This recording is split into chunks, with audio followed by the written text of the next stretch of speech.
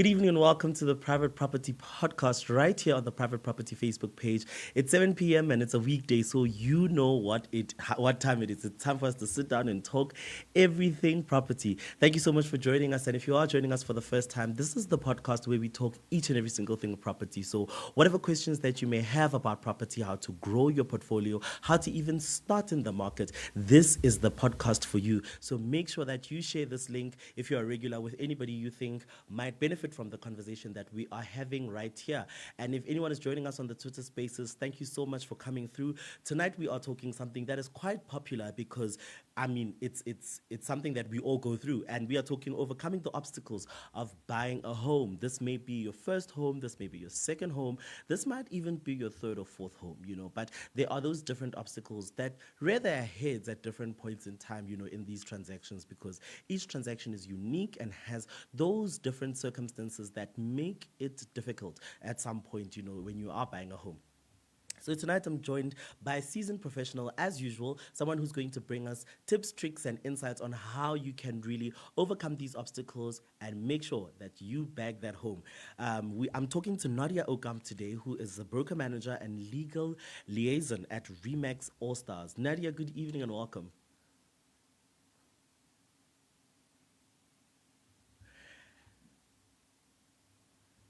Thank you so much for joining us. Really, really appreciate you making the time. I'm just going to really jump into the conversation tonight and talk about, in your experience, what is the most difficult thing for consumers when buying a home?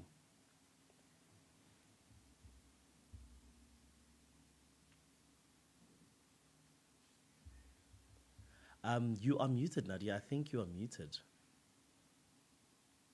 There we go. Yes. Yeah, so what we've seen is actually a lot of people wanting to buy homes. They haven't got a deposit and they're unaware of all the fees that's actually involved when they need to buy a property, like the transferring fees and everything that ties in with that. So it's quite a shock when they see, okay, it's not only the bond amount that they've got, they need to look at all the extra fees, the transferring fees, bond registration fees, and then everything that goes with it. Sure. So, would you say that because that just speaks to finances? Would you say that that is just one of the biggest ones? What are the other ones that you have seen? I really want us to tackle them today. So, we can spend some time to really talk about them in terms of what they are and what they look like. And one of the other things that I want us to do before I forget is to talk about the ones that catch them unaware. So maybe the financial ones or the financial implications may be a bit popular, but what is that one thing that someone is like, I never knew that this needs to happen when I'm buying a home? Yes, yeah, there's a lot of things that they're unaware of. And certainly what we've seen in the current market, especially in the Johannesburg side, is that there's not a lot of properties available. People want to jump into the property market. There's not a lot of properties available. And it makes it difficult because you haven't got a lot of options. And if we list a property that's well priced, it will sell within the first 21 days that it's listed. So I think also shortage of stock in the property industry is also quite a concern. And then any additional costs that can be like the removal company, the cleaning costs, all those things also add up when you purchase a house, and people don't budget for that. Yeah, so also going financial, but yeah, there's quite a few things actually. Sure. And in your opinion, what would be the best way for somebody who wants to go into the property market? Now I'm talking first time buyer, somebody who's never been through a transaction before. We will touch a bit on the people who are increasing their property portfolio just later on in the conversation. But I want us to help those people who are considering going into the property market as a first time homeowner. What are those things that they should prepare for, to decrease that anxiety and to decrease that, the emotions that come with buying a new property? Yes, I think also what I would suggest is when you consider buying a property, first do maybe a credit check on yourself, just to check that there's no listings on your name that you're unaware of. and that can be quite a shock to people as well. We also try and assist people then just to sort out if they've got anything on their name with the credit bureau, just to sort that out, and we wait the time out for them to buy a property. But what I would suggest, just to ease the whole process, is to deal with a professional property practitioner, somebody that's reputable, that you know, and also that comes with a big brand. I think that's also good. You don't want to fly by night that you put in an offer and you don't hear from them ever again. So I think a reputable company is definitely a must when you're considering buying a property. Sure. And when we are looking at I've just started this process, and how does a typical process look, and where most stumbling blocks are? Let's say a property's already been approved and my affordability is great and my credit score is amazing. What are some of the things that I need to look out for, in the journey of acquiring a property that may be a bit of a stumbling block, and especially when it comes to other parties like, the deeds offices, and you mentioned a little bit about the other costs like cleaning and all of those things. I want to talk more in the ways of you making sure that you are on the right side of the law and making sure that things are done properly and accurately. Yes. That is actually such a good question to ask.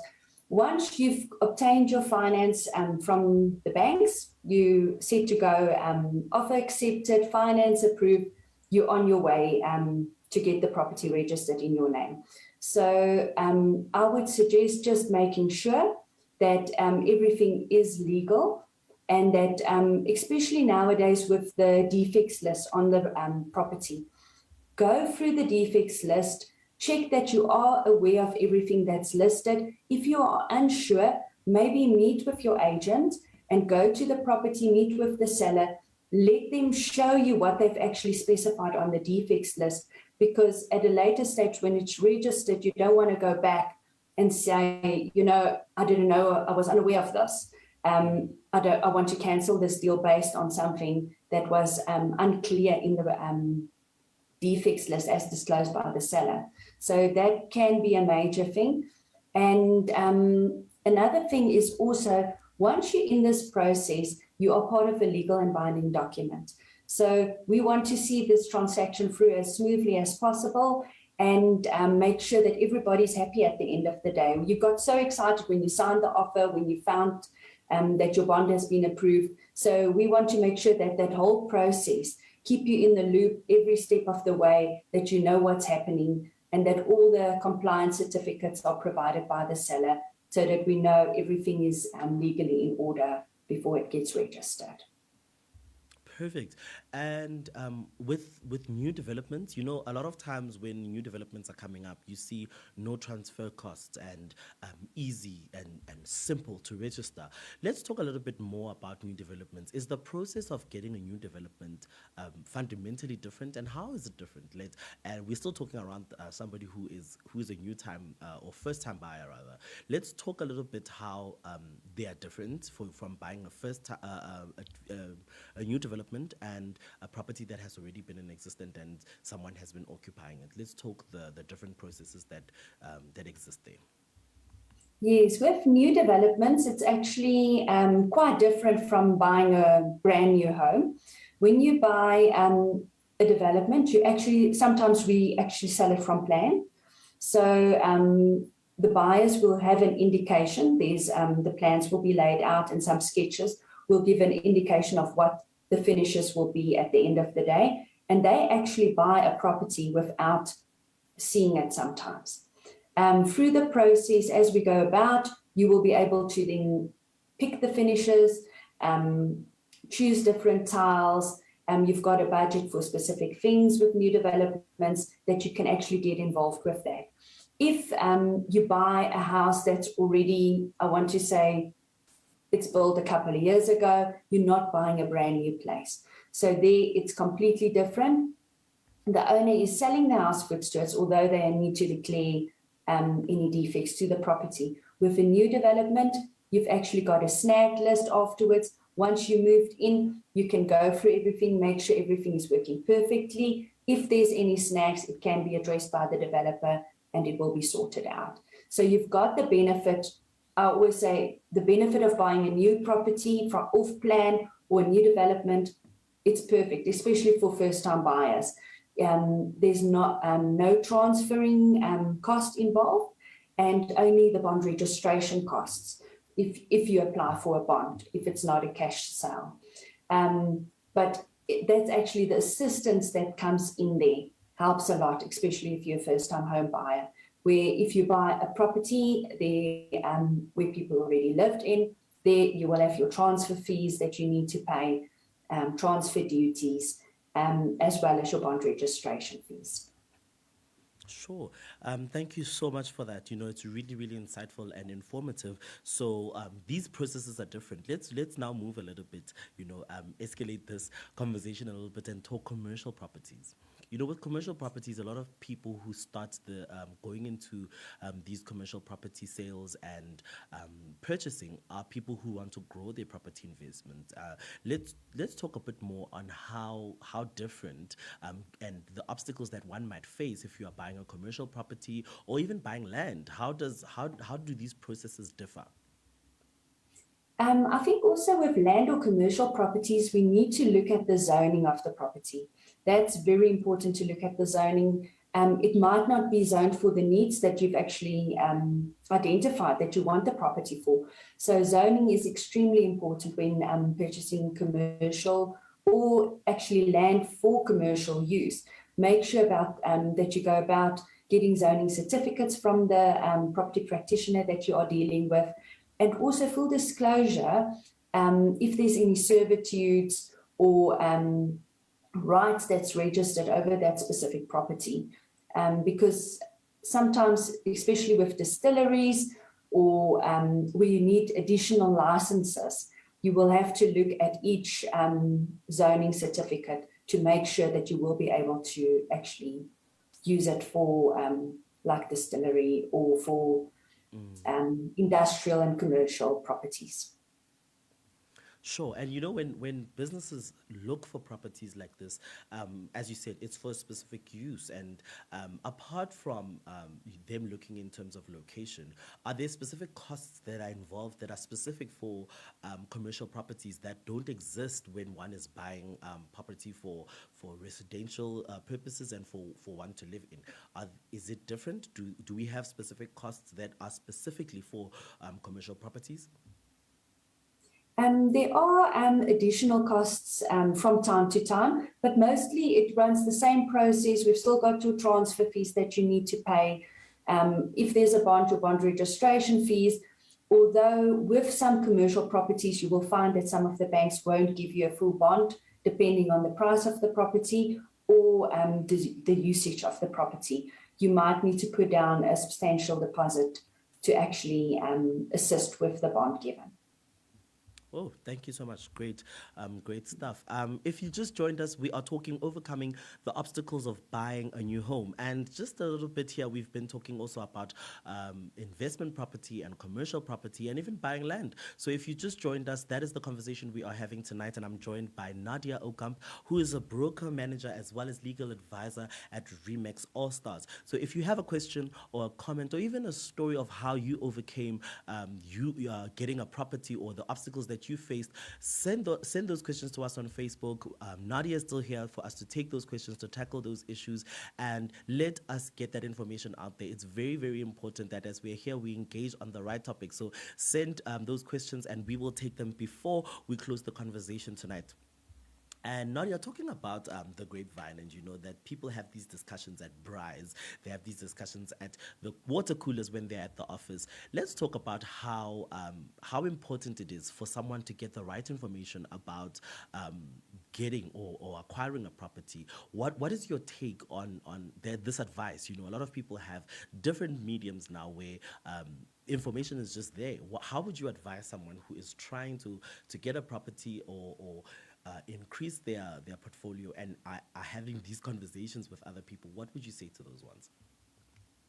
I would definitely, if well, via the grapevine, I Yeah. will just test and see if the information is accurate.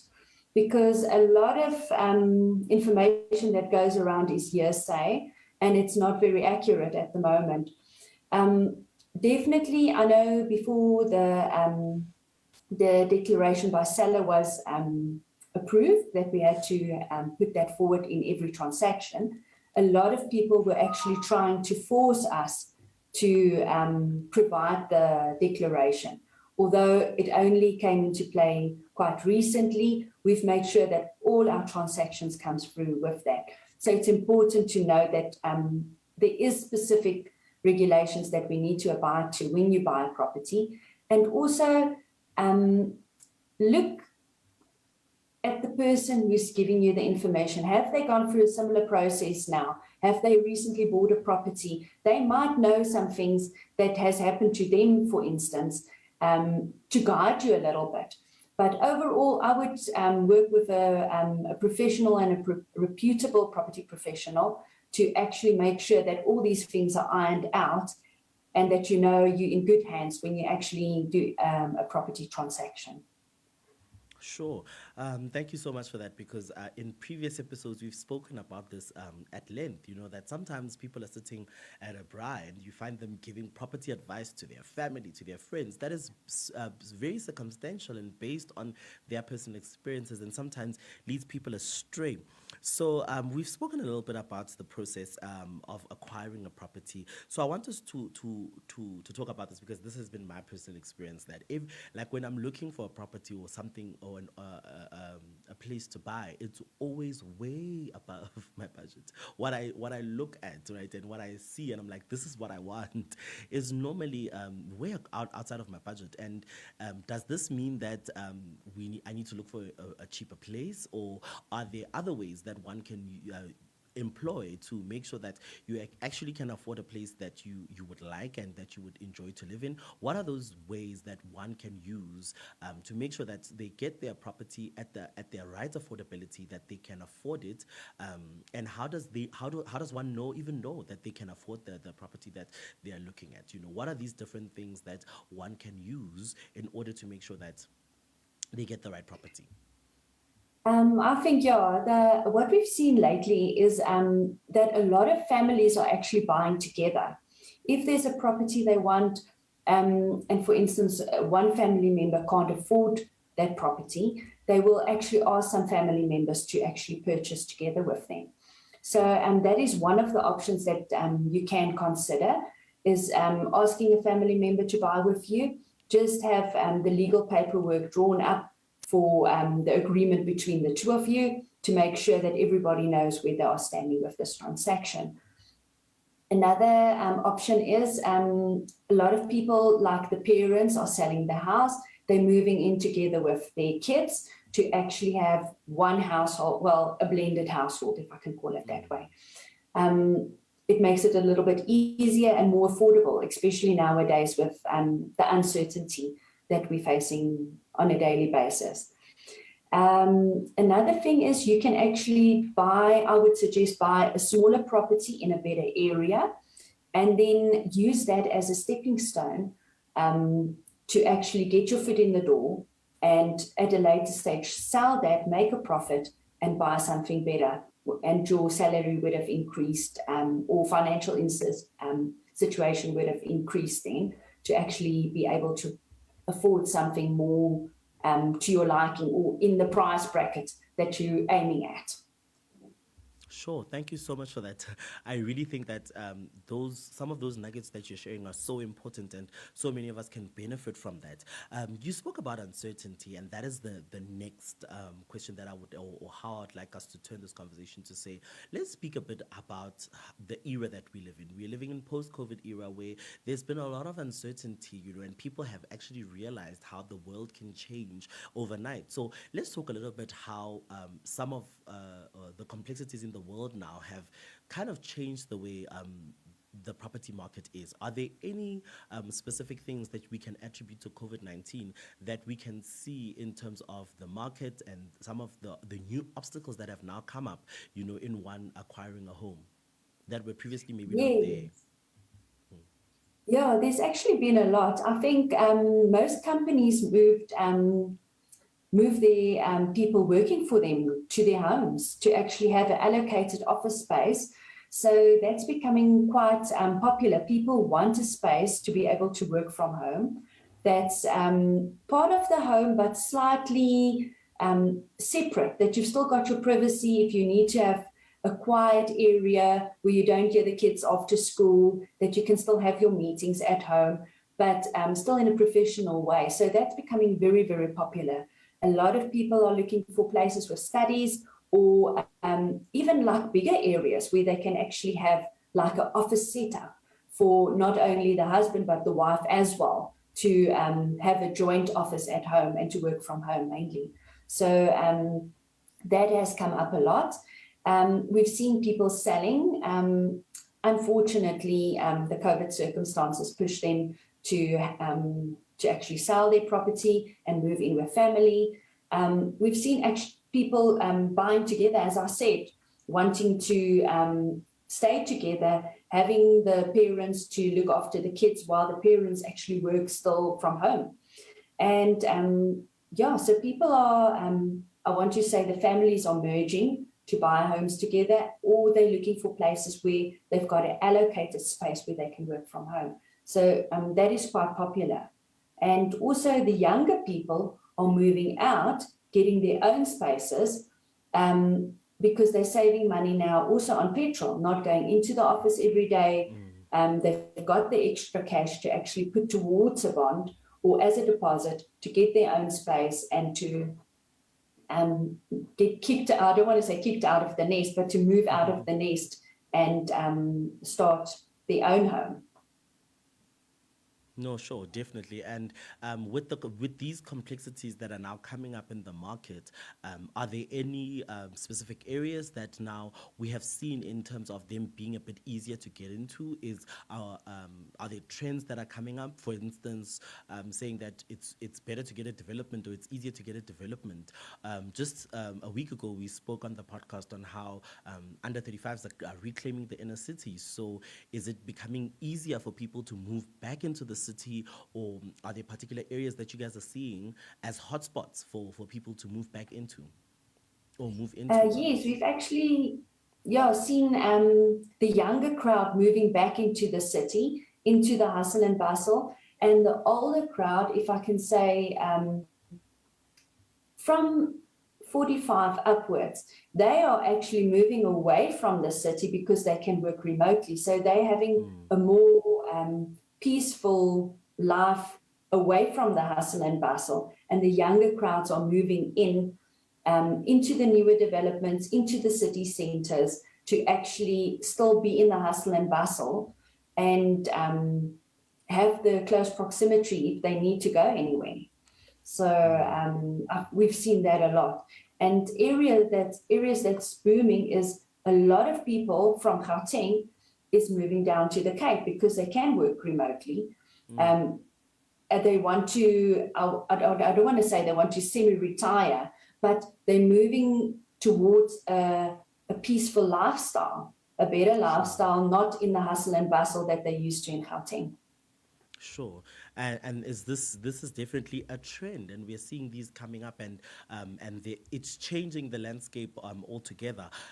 Before we get to a part where we start closing off our conversation tonight, you spoke a little bit earlier about how one needs to protect themselves, from a deal that might not just be good for them. How can one protect themselves, and when they are going into a transaction where they're about to acquire a new home, they're about to acquire new land or even a commercial property, what are those things that are typical pitfalls or typical red flags for one to see to say this deal is going to go south? So just mention some of those things on how a potential buyer can protect themselves. I would get all of the information up front before committing to an offer to purchase. If you're buying land or any property, get all the information up front. Your rates, ask to view a latest rates and taxes account, just all those hidden costs that can come up. Rates and taxes, levy account, if it's in a complex.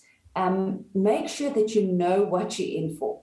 make sure that you know if you buy the property that it is zoned for what you want to use it for. If it's not zoned for what you want to use it for, do your research. Get people to give you quotes to see how much it will cost you to get the zoning done and everything, so that you don't get any hidden cost. I would also, as I said before, advise people to go with a professional, reputable property practitioner that you can actually ask them for their Fidelity Fund certificate to see that they are legit, that they are registered, and that they won't run away with your money. Again, then when you get to paying the deposit or the transferring fees, you need to confirm the banking details over the phone. Phone the attorneys, making sure that you've got the correct banking details, that you don't pay a lump sum of money over to, into a trust account, and it hasn't been validated that you know it's the correct trust account details that you've got.